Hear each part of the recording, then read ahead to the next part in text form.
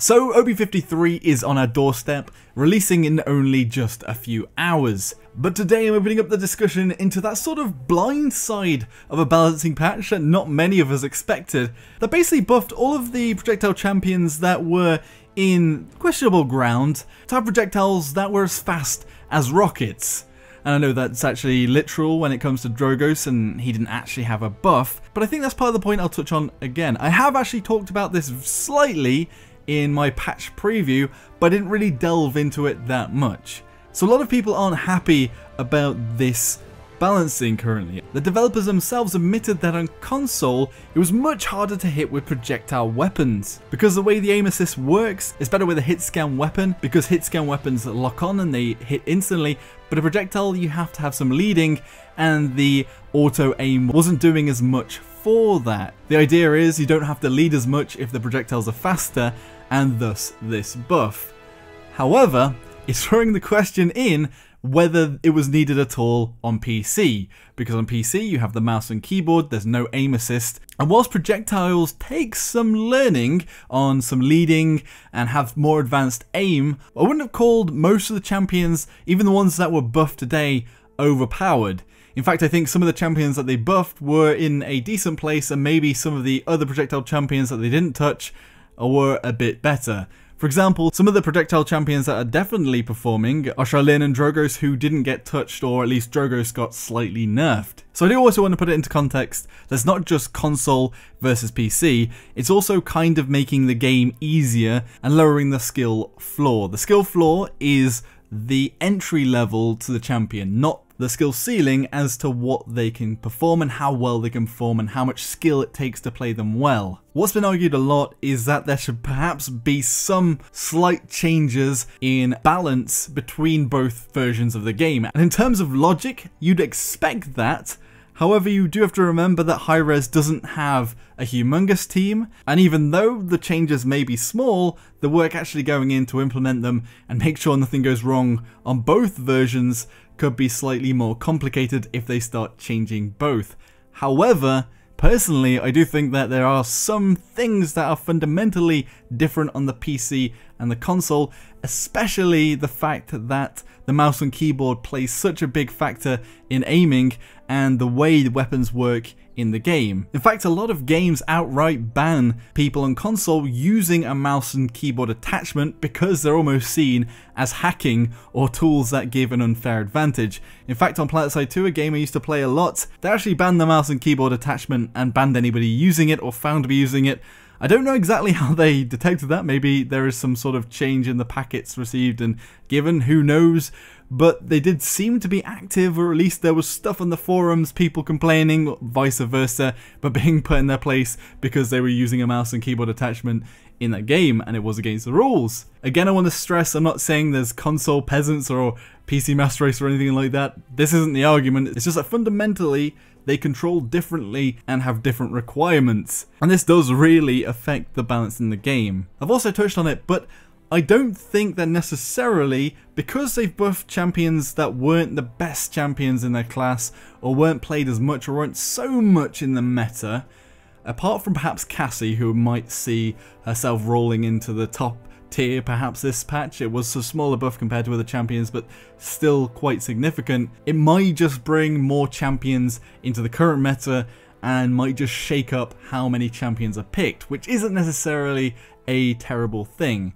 And I think that once the champion pool gets big enough, it could be that some champions on PC or console could get nerfed or buffed and find a good place in one medium and maybe not be so great in another medium. And I guess I don't play much of Smite, but that's probably where Smite comes from in their two versions, because it doesn't really matter if you've got 50 plus champions or gods.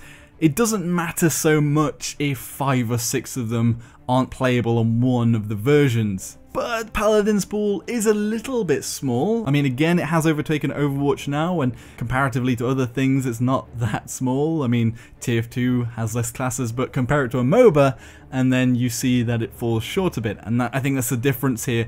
But in this occasion, Sky definitely seems to be the victim of the nerfs here, because Skye has for so long been seen in PC as one of the weakest champions, if not the weakest champion in the game. They have a really low skill floor because they're easy to use, you fire quite quickly, but a really low skill ceiling because you have no vertical movement, you have no chase potential, your combos are pretty limited in what they do, and there's a lot of focus on stealth, and basically a lot of your eggs in the basket, but higher skilled players can basically just outplay or outsense stealth because of map knowledge, and positioning can often counter stealth players. And currently Skye is probably the best example of why they should probably balance both differently. Again though, I have talked about the champion's skill floor and skill ceiling and how Skye didn't really fit in the meta. I've talked about it before, and the thing is, she does dominate in early games, the ones that you start off in,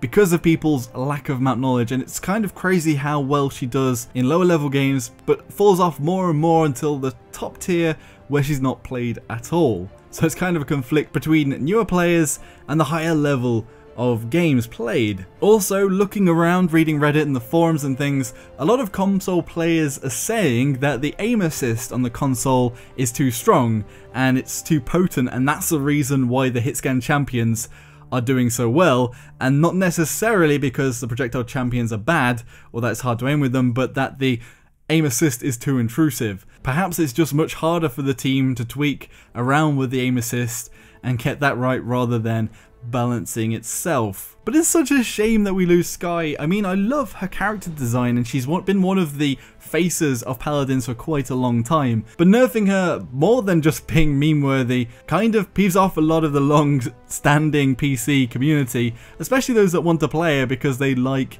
the, not lore, but sort of character that's been built around her because it seems so ridiculous. So those were my thoughts on the console versus PC balancing question, and again, it's not really a blaming game, just that it seems that at the moment they're shoehorning in balancing for the console when it doesn't really fit so much for the PC, but the opposite could be true also. And like I've said, there are multiple things to think about when we talk about this character pool and how MOBAs work, the actual skill ceilings and skill floors themselves, and how accessible champions are, not just on console version or PC, but across the board, and which high-res, because it's open beta and early access and that sort of shield from criticism that a lot of games are wearing at the moment, which I don't think is that much of a shield at all. It's in beta, so it doesn't matter, we're just trying out things and being kooky. Well, that might very well be their argument. The balances almost seem sloppy at the moment and unprofessional because they come so far from the left field. It's almost like they haven't given the consideration for both console and PC versions